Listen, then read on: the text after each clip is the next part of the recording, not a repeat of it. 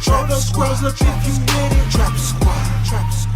Yeah, I see you, yeah, I see you. Trap squad, trap squad. We have a special guest in the Dwayne, let's let our guest in real quick. Hailing from the great state of Maryland, candidate for Congress out of I believe Maryland's 5th district. We have our dear sister Mckayla Wilkes, who is joining us. Progressive, awesome fighter, and has been absolutely patient with ClickBaity Political Thirst Trap, because she was supposed to be on a while ago, but we were a hot mess and we couldn't get back to her. But we're happy that she joins us tonight. Mckayla, what's up? What's going on, future Congresswoman? Hey y'all, thanks for having me. I'm excited to be on the show. Absolutely. We are happy that you joined us. I got a couple of questions, of course. And you can kick it with us as much as you feel free to kick it with us. Love it when a black woman wears braids and runs for Congress. That's the way we're supposed to be doing it. That's what I want to see way more of across the board.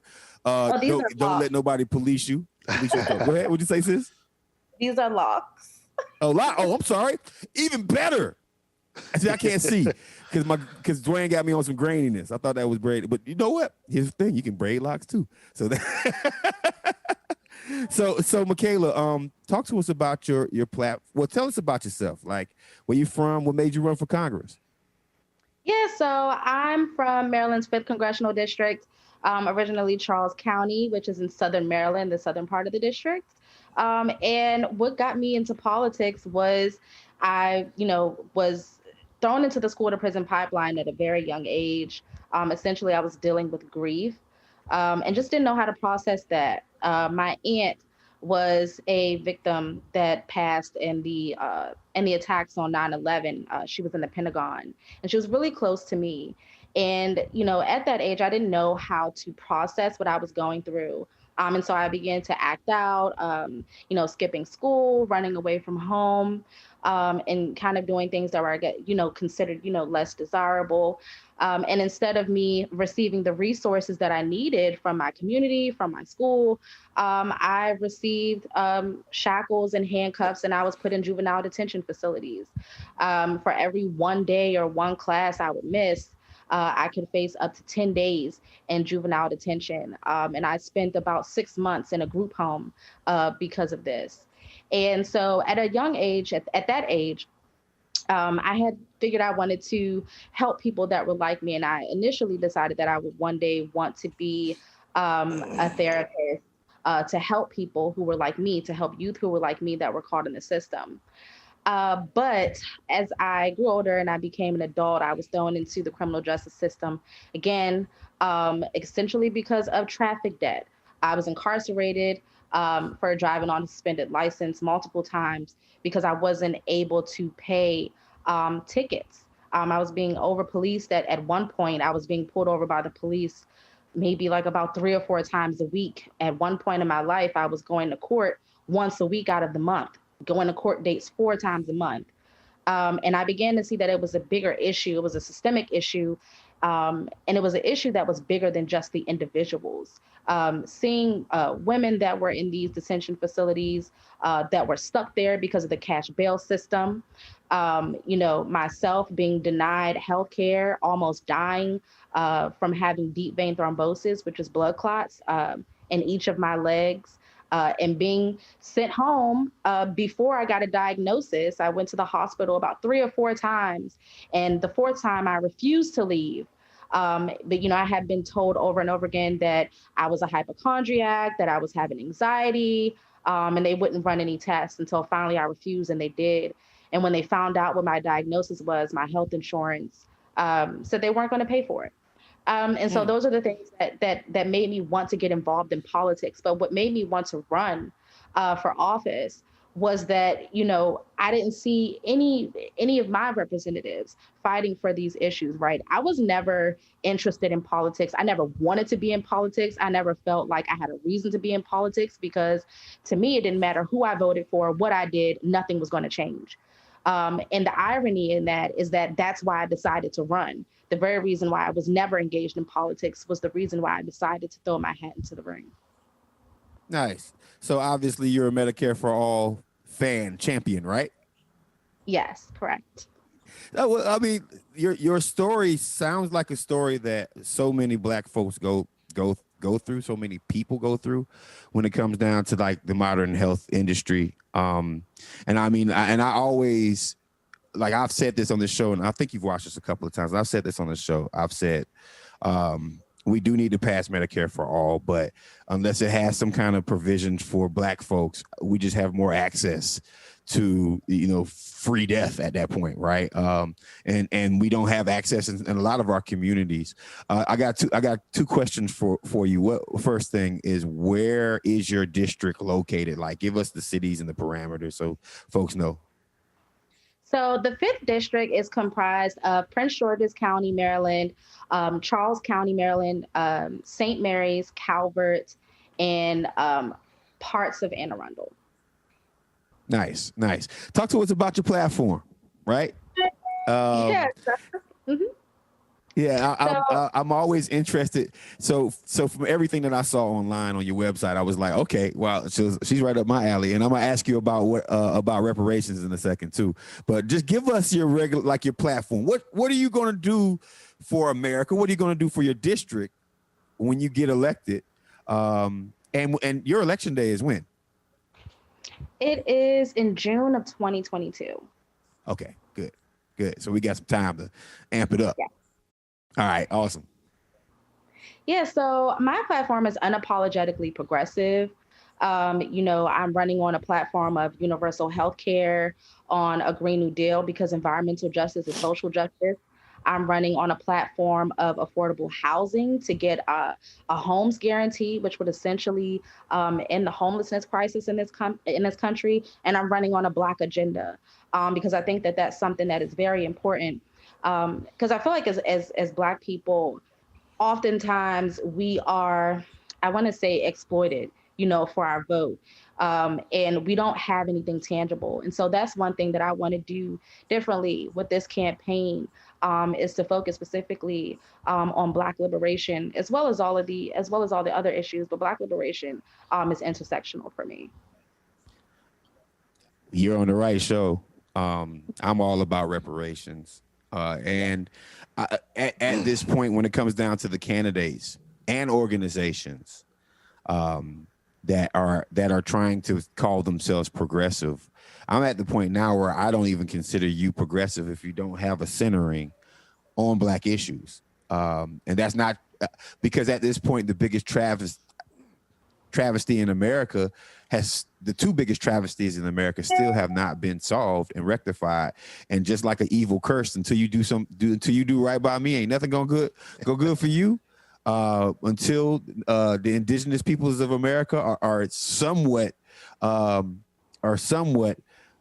receive some kind of treatment better for the stealing of their lands, and also for the travesty and the atrocities of reparations. Are you gonna support HR 40, or are you gonna just introduce a bill yourself for reparations when you get elected to Congress?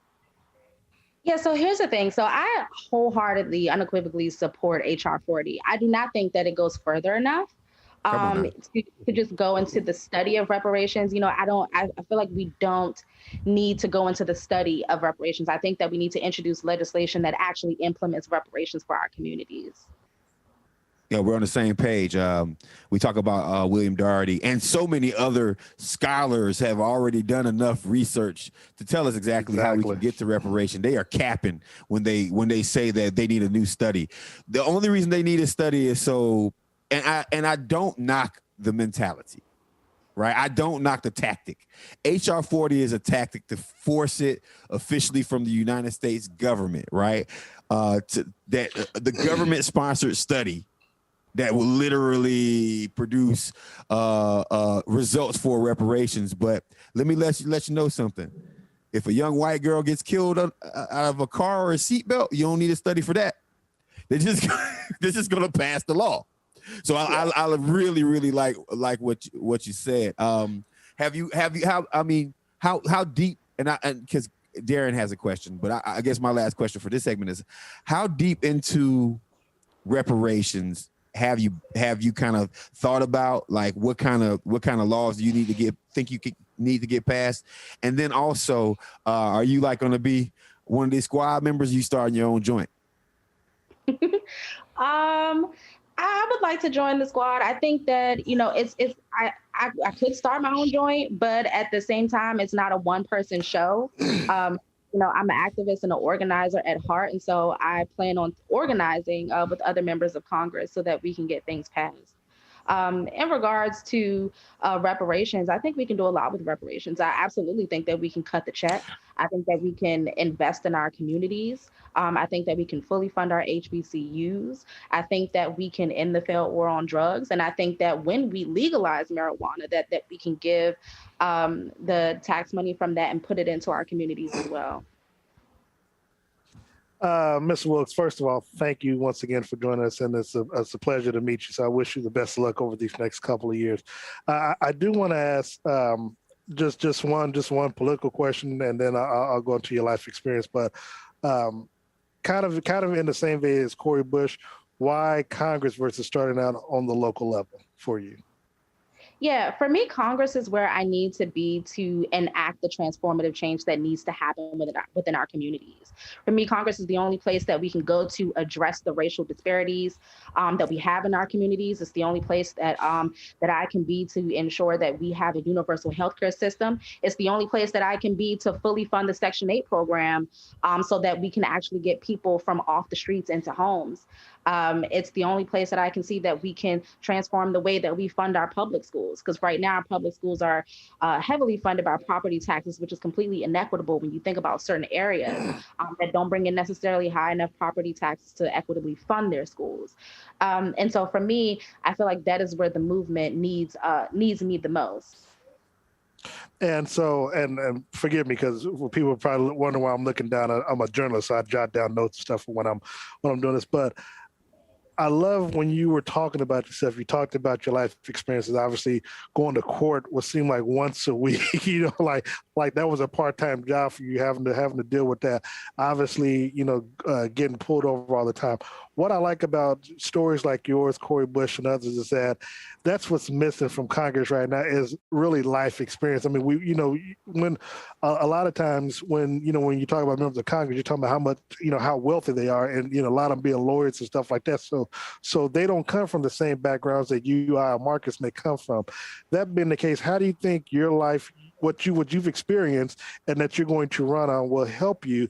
Obviously, I'm not sure whether or not, I know your current congressperson is second in command, Representative Steny Hoyer. So how do you feel that your life experiences and your life stories will help you, between now and 2022 with getting your message out?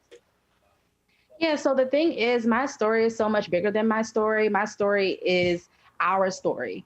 It's similar to so many people within our communities, and it's not unique, unfortunately. And we need more people like that, and not even just in Congress, but on all levels of government. We need people that have those lived experiences, because you legislate from the perspective of living through that.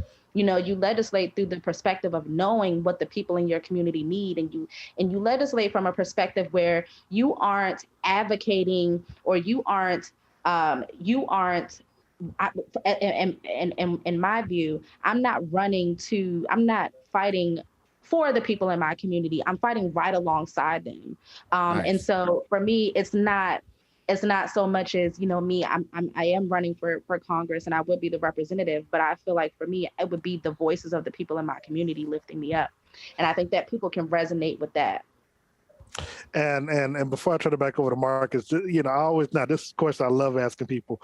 What was the deciding factor? Like, obviously, the night before you made your decision, but you may not have thought about it. What was that one deciding factor that you just decided to wake up, or you lay in the bed and say, you know what, I'm doing it. I'm going full steam ahead, and nothing's going to stop me. So the story behind that, I had actually, after going through all of the experiences that I have in my life, I decided that one day I would run for Congress. But it's so intimidating, right? They make you think that you have to be a lawyer, that you have to start with local government and work your way up, that you have to be like a staffer of someone. And so wait your time. so I'm going through the process. I'm like, okay, I gotta go through college. I gotta do this, and I'm thinking that I have to take all of these steps. But then in 2018, I saw people like AOC win, and I saw people like Cori Bush run. And it really empowered me to see, regular working class people with lived experiences that actually took the chance and they ran for office and they got support and they didn't have to wait their turn. They didn't have to go through the steps that I thought I would be required to.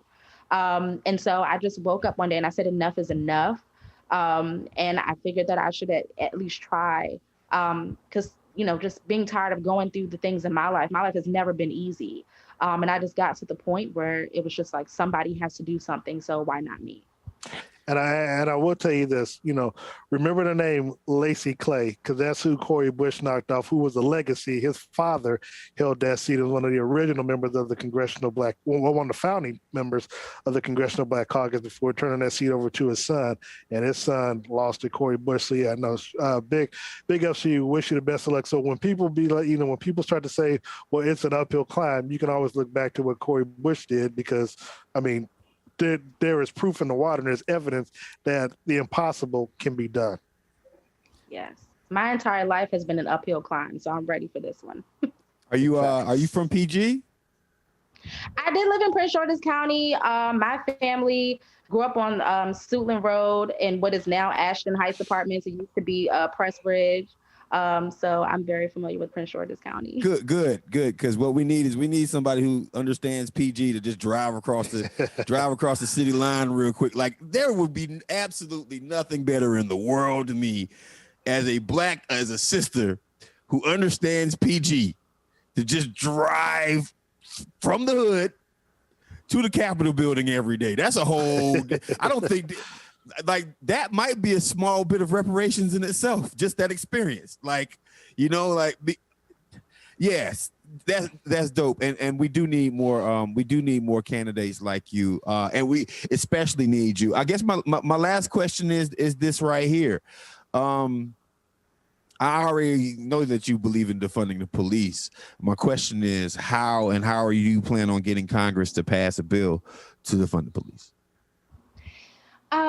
So I think when we talk about defunding the police, I think the way that we frame this is we don't need to incrementally increase the police budget every fiscal year. We don't need to do that.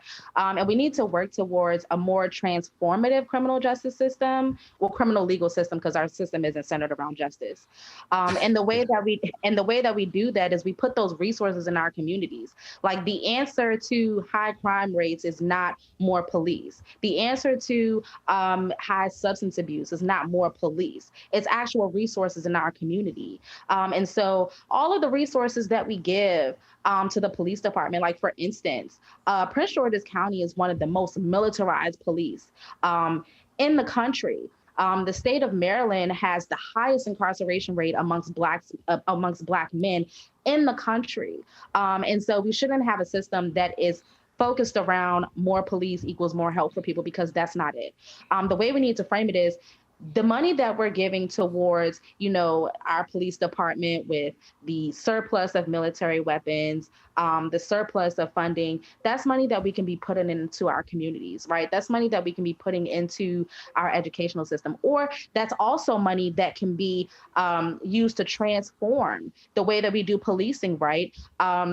Having mobile crisis teams to go out to do wellness checks instead of having police officers. And then also reallocating those funds away from the police also takes a little bit of workload off of them, because they're not trained psychologists. They're not trained to handle wellness checks. They're not trained to handle mental health issues that are happening within our communities. And so we can use that money to have professionals that actually are dispatched out to those instances. And it also will help us to fight mass incarceration and to limit our interactions with police. Yo, you are on fire, sister. No, I really need you to get elected. Listen, where my money at though? Like, where my $2,000 at? Exactly. I'm saying, like, what are you thinking here? Like, I know Biden said he was going to get us some of it, right? Like, how can we stop? First, I believe that Democrats need to overcompensate for the American people in order for a Republican to never win again, right? And let me not even say a Republican, for a conservative, because I want to take parties out of this conversation from now on. I just want to start talking about people who are going to do shit for us in comparison to people who aren't going to do shit for us, right? Like, it's that simple. So I guess my question is, first, how do we make Biden accountable? And as a congresswoman, that means, because when you join Congress, you're going to have effectively 2 years to hold establishment candidate President Biden into accountability. What's your plan to make sure that he's doing what he said he's going to do? Especially, and I'm a resident of Georgia, right? And I'm also, that means that we help Warnock and Ossoff here. I voted for that, right? So this is kind of personal for me. How are you going to make sure that they do what they told me they were going to do when they wanted my vote? Exactly. I love this question. And this is why we need more organizers in Congress, because I feel like when some people get elected, they forget that it's not just about you, but you have to work with others in order to get tangibles, right? And so for me, if I were to be in Congress, I would use my organizing skills to organize with other members of Congress to ensure that we are keeping our promises to the people. And like I said, I'm someone with lived experience. And so that's the way that I would legislate. I wouldn't be able to sit idly by while promises that were made to us are being broken. As a legislative body, we should be holding all elected officials accountable, especially the president, because they are the chief of command. And so as a congressperson, I would work with my colleagues to ensure that we are keeping our promises. And that we're organizing together to ensure, like, for instance, in the instance of the $2,000 survival checks, even though, those should be given monthly and retroactively for all the people that have been suffering during this pandemic. But there needs to be more organizing within the halls of Congress. And people have to not be afraid, right, to call people out. People have to not be afraid to confront others off of the sake of unity. And I get that, people want to have unity, but we're not there yet. And I know that may be an unpopular opinion, but we are not there yet. We are far from unity. And we cannot have unity unless we are liberated as marginalized communities, as people of color, as the LGBTQIA plus community, as indigenous communities.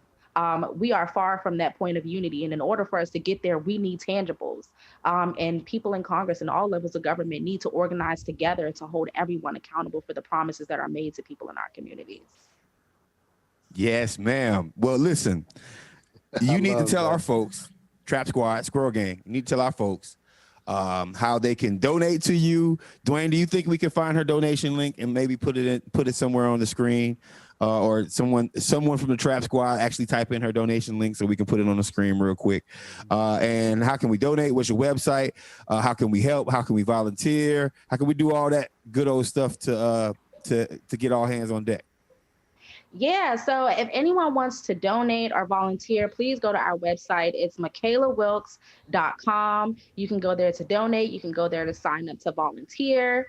We are a grassroots campaign. We do not accept any money from corporate PACs or any large amount of money from corporations, because we don't want to be beholden to them. And so we only take money from the people because those are the people who we want to be beholden to. And if donating isn't your thing, donating monetarily, then definitely donate your time to our campaign, because in order for us to create transformative change and to get new voices in Congress, we're going to need boots on the ground. So volunteering is just as effective. Nice. Now let me tell you something, Mckayla. We're gonna put your website on the screen. When you start getting all the national hits and you start becoming Miss Big Time, and you Twitter. When you start and you got like 50, 100 million people following you on Twitter, don't act like you don't know us little guys over here at ClickBaity Political Thirst Trap. You gonna come back? She already got 46,000, Marcus. I know. I'm happy that she's with us. I added my little name to the list, so hopefully I get a follow back. Like I said, I'm not running for my community. I'm running with my community, and so we're all in this together. So can't forget where you came from. Never that. Now I'm talking about Mckayla Wilkes, the next Congresswoman from 5th District. Thank y'all for having me. Thank you. Pleasure meeting you. Bye-bye. Appreciate you being on, sis. Having some damn That change. was- I see. That is our dear sister. We're gonna keep her website up on the screen for a second. That is our dear sister, Mckayla Wilkes, running for Maryland's 5th Congressional District. Rock and roll organizer, obviously, just believes the same things that we believe in. Let's make sure we check in on her and her campaign as things go up. Because she's pretty awesome, right? Like, that's pretty awesome. Trap squad, if you with it. Trap squad.